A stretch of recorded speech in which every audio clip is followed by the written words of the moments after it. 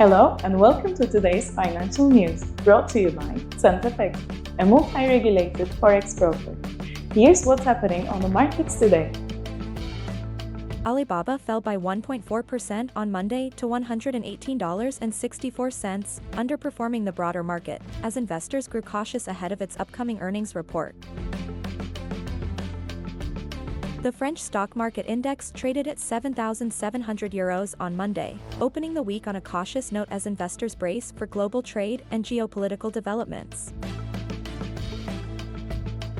Gold prices fell 1.7% on Monday to $3,344, after Donald Trump clarified that precious metal would not be subject to tariffs, following earlier reports suggesting that bullion imports could face duties. The Japanese yen traded at around 148 per dollar on Tuesday, marking its third consecutive decline, as improving global trade prospects reduced demand for the safe haven currency.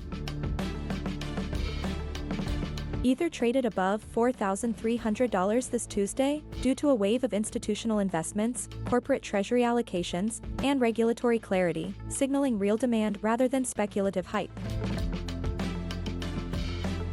Now let's review the major economic events of the day. At 6 a.m., the UK to release the unemployment rate for June, following 4.7% in May. At 9 a.m., the Economic Sentiment Index in Germany is expected to decrease, after reaching 52.7 in July.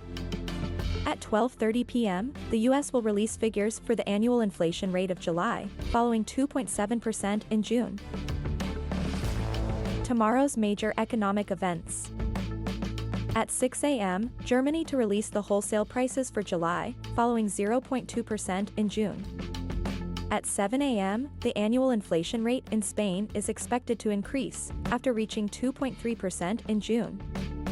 At 12 p.m., Brazil will release figures for the retail sales of July, following -0.2% in June. And that's it for today's Market News Roundup, presented by Forex.